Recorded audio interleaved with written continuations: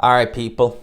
This Sunday, Easter Sunday, Easter Sunday, we have a big fight.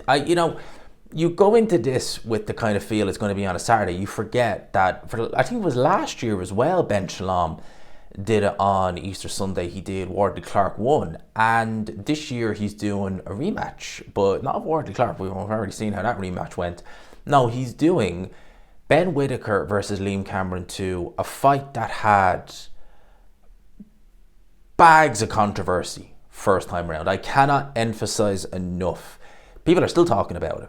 And unfortunately, we're talking about this fight for, I think, not the fact that it could be a good fight, I think it will be.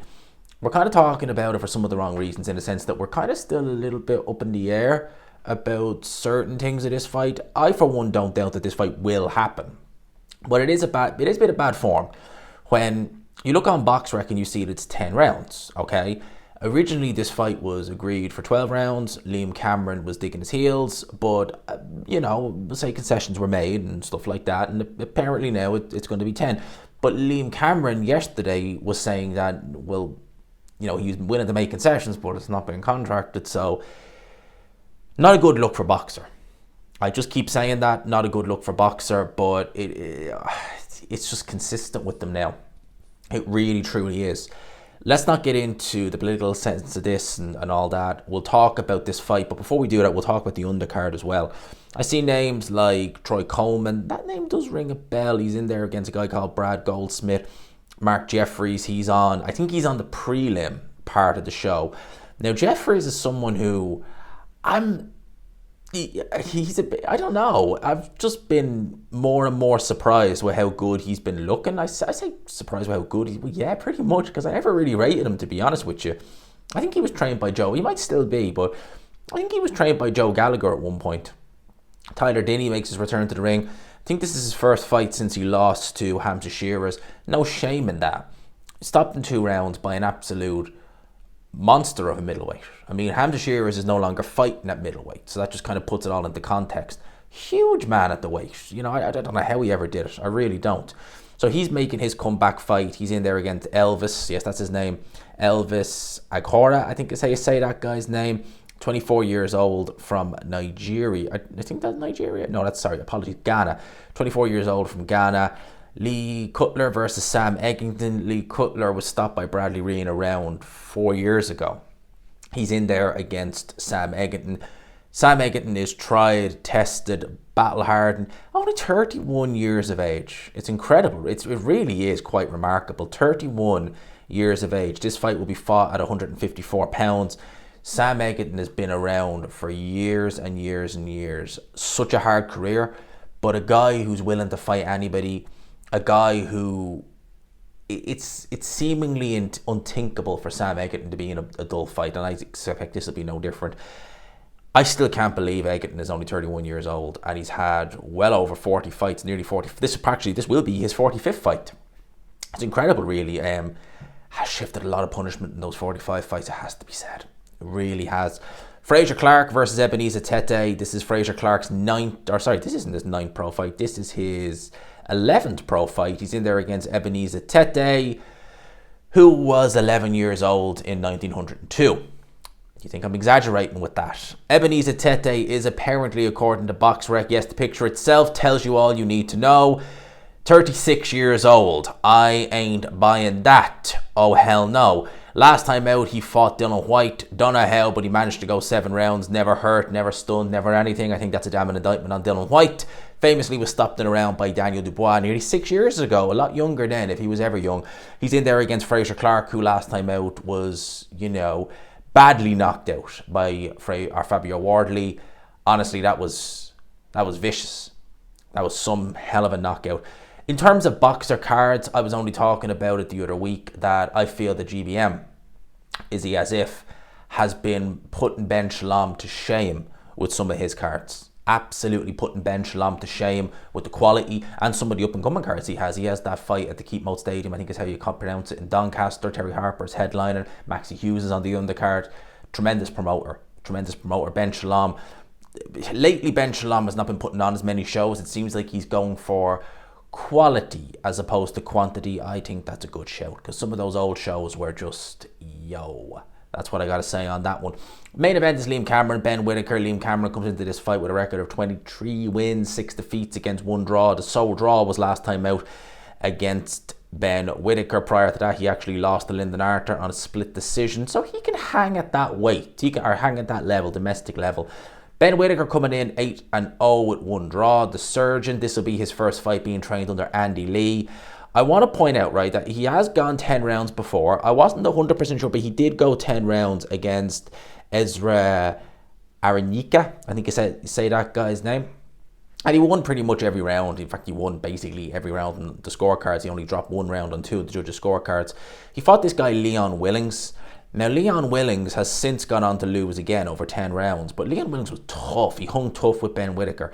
Now, I think it was maybe it was actually the Kalal Grade fight, I think is how you pronounce his name, when Ben Whittaker stopped working with Sugar Hill and just seemed to kind of go on his own, so to speak, with like just any old trainer. Now he has Andy Lee. He's training in Dublin. He's been in, I forget who he's actually been in camp with. He's been in camp with a few fighters around Dublin, but nevertheless he's in there with a good trainer in Andy Lee, a man in which many people are going to now to work with. You know, it started with Joseph Parker a couple of years ago.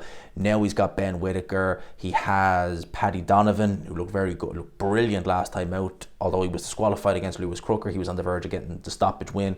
He's also now got Hamza Shearer. So a lot of people are going over and they're working with Andy Lee in Dublin. I think it's at Ballybrack. I know he's on the south side, but I don't know exactly whereabouts on the south side. I don't tend to go down that end very often when I am home. No need to. But this is going to be interesting to see. Now, one crucial thing, Ben Whittaker was trained by Sugar Hill. Now he's with Andy Lee. Essentially one and the same. You know, Andy Lee has been the assistant trainer for Sugar Hill Stewart with Tyson Fury. They know one another very well, so I would imagine this is a case of Ben Whittaker wanting to have the Sugar Hill input, so to speak, but not have the geographical issues. Dublin to Ben Whittaker's, where is Ben Whittaker from? Is he from Birmingham? Either way, you can fly from Birmingham to Dublin anyway with Ryanair for your sins. Because Ryanair, no way, thank you very much. But you know what I mean. It's not a great distance. You know, Dublin to Birmingham, it's nothing really. It's an hour, what, if even. So geographically, this makes a lot more sense. And for me personally, right, I like Liam Cameron. I do. I like Liam Cameron. I think that he is a fighter who brings it. He comes to win. I think that last time out, we all expected this was to be the Ben Whittaker show. It was his first time in Saudi Arabia. It was on a big major show. It was on the undercard of Artem Turbiev, Dmitry Bivol 1. And the eyes were all on Whittaker. He'd been dazzling. I likened Ben Whittaker to Josh Kelly. Because when Josh Kelly came around first, he was and obviously difference in weight. He was with Adam Boots, still is. You get what I mean. But the sky were so high on Josh Kelly, as was Eddie Hearn. Josh Kelly had this style where he was, flashy, athletic, bob and weaving. He didn't showboat as much as Ben Whittaker, but he was doing that whole style. And I looked at him and I was like, oh, I'm not really seeing much that impresses me here. Yeah, he's athletic, but, that style it's not really for him. And a lot of people were taken in by it. You've seen Josh Kelly on the highlight reels, Boxing Legends TV, I think, did a big video about him and all this, that, and the other. It all went very viral. Kelly didn't do much, and then he ended up getting beat by Avanesi, and he's not done much since then. So that's how Kelly ended up. And I thought Ben Whittaker will probably go a little bit further. But saying that, some people are saying he might not even go as far. Like Josh Kelly, he is a mover, he's flashy, he uses his athleticism. A bit like Josh Kelly, he doesn't appear to be a particularly big puncher. And that kind of style does kind of rely on punching power, I believe. I think that you need to have punching power to be able to make a dent. Otherwise, they're going to be on you like, a bad smell. And I think that's one of the problems with Whittaker. One of the other big problems is that I think the ego got a little bit to the extent where he thought, he kind of knew it all. A lot of people, although I didn't hear this myself, were saying that when he didn't have Sugar Hill Stewart in the corner, when it was just a random, whoever the trainer was, no disrespect, but I don't remember the guy's name, he was saying that he was telling the trainer, basically shut up or something like that. Just being rude to the trainer, which again, you're a novice pro. You don't know it all. You're not Floyd Mayweather who can, work his way through and say, I know what I'm doing. At the time, he would have been, what, in his 5th or 6th fight? Ridiculous carry on. So now I think Ben Whittaker is in a better place. I think he's kind of more grounded. He knows what he needs to do. He's got Andy Lee in his corner. All that culminated in him having a very bad performance against Liam Cameron. He didn't look good. He didn't look at the races. And yeah, you could, again, I wasn't there. I wasn't the one who felt what he felt when they went tumbling out of the ring. But it seemed to me the writing was on the wall. It seemed to me Ben Whittaker knew that the writing was on the wall, that he wasn't going to win this fight. And it seemed to me that he was going to, you know, take a risk, hope it would either be a no contest or he hadn't lost enough rounds that he might get the decision. I thought he did lose enough rounds that he shouldn't have got the decision, but they scored a draw nonetheless. And here we are. I think it's just going to be more of the same from Liam Cameron. He's going to be a bit more kind of confident in himself. Well, he's going to be very confident in himself because he's going to know, look what I did to you last time. I've now got a backer in Frank Warren, a major promoter behind me. So I'm not going in here as a bit of a nobody, you know, the B-side fighter, you know, the away fighter with nobody backing him. I'm going in with backing. I've got Frank Warren mightn't physically be there, but Frank Warren's input maybe will be there. You know, they know that's a Queensberry fighter, you know, okay, let's just give him each a fair shake. Maybe on a boxer show, but let's give it a fair shake. I think he'll have a lot of confidence.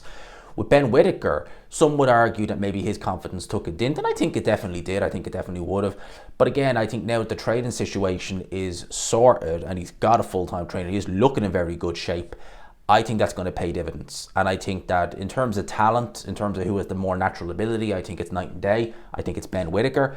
I don't think he's going to have the brute force to stop Liam Cameron, to be honest with you. I think that's going to be a big issue moving forward for Ben Whittaker, because even I didn't think he's as, I'm not going to say he's feather-fisted, you know, like he's a Paulie Malignaggi, but I don't think he has that brute force there. I really don't. And I think that's going to be a problem moving up the levels. But in terms of this guy, in terms of Liam Cameron, I think he's going to have enough to keep him certainly at bay for tonight. And if it is a 10-rounder, which it says on BoxRec that it is, I think that definitely pays dividend. I think that definitely will help Ben Whittaker, because as I said in the video I did the other day, those last couple of rounds, those last 2 rounds, even though it might only be 6 minutes, that could be the difference between him winning and losing if he fatigues. And there could be questions there about the gas tank. He is very big, even for a light heavyweight. He's a very big man, Ben Whittaker, 27 years old, so he is growing. So there's a lot of questions there. But personally for me, when I look at it on paper, a fully focused Ben Whittaker, and I don't think he's been focused for a while, truth be told, I really don't. A fully focused Ben Whittaker, I think, wins this fight comfortably on points. So that is my prediction. That's my pick for this fight.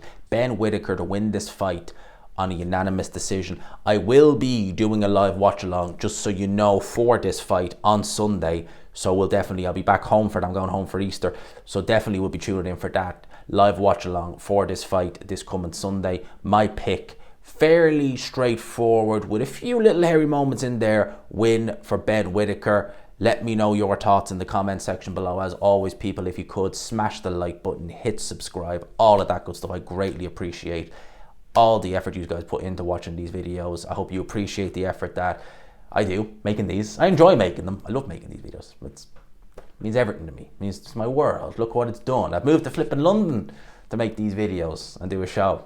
It's been good. It's been fun. Let me know your thoughts in the comments. I hope you enjoyed it, people. Smash the like button, all that good stuff. Until next time, peace.